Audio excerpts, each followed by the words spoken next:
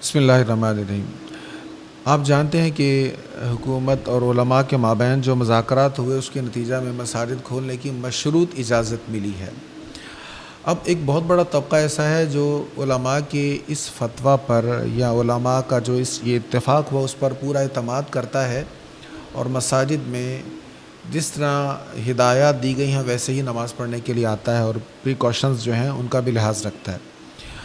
मगर बदकिस्मती से एक तबका हमारा ऐसा भी है जिन्होंने मसाजिद में आना ही छोड़ दिया और उन्होंने ये समझा कि शायद इस तरह नमाज ही नहीं होती।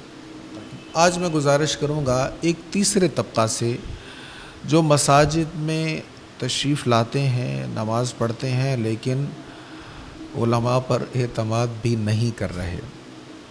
नमाज भी पढ़ेंगे, पीछे इस इमाम के कहेंगे और फिर नमाज के बाद उसी बेचारे इमाम पर एतराज़ भी करेंगे कि जनाब ये आपने बीच में फ़ासला क्यों कर दिया, आपने यहाँ क्यों खड़ा किया, वहाँ क्यों किया, आपने इस तरह क्यों किया, आपका अल्लाह पर यकीन नहीं है, आपका तवक्कुल कमज़ोर है। तो भाई गुजारिश ये है कि मसाजिद को 3 कैटेगरीज़ में डिवाइड किया गया है।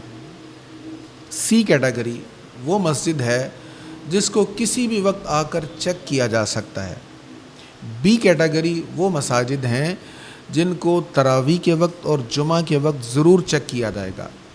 ए कैटेगरी की वो मसाजिद हैं जिनको हर नमाज के वक्त चेक किया जाएगा कि जो हुकूमती हिदायत हैं उन पर अमल हो रहा है या नहीं हो रहा।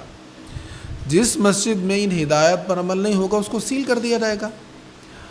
अब आपके एतराज़ात की वजह से या आपके दबाव की वजह से ही किसी मस्जिद की इंतज़ामिया अगर उसके ख़िलाफ़ चलेगी जो हुकूमत ने कहा है, तो फिर आप समझ जाएँ इसका नतीजा क्या हो सकता है। चंद दिन तो उस पर अमल होगा, लेकिन जिस दिन हुकूमती इदारों की नज़र में वो मस्जिद आएगी उस मस्जिद को सील कर दिया जाएगा और यकीनन ये बात आप पसंद नहीं करेंगे। इसलिए बड़े अदब से गुजारिश है, अपने आइम्मा, अपने उलमा पर एतमाद करें। अल्लाह ताला हम सबको खैर अता फ़रमाए। अस्सलामु अलैकुम।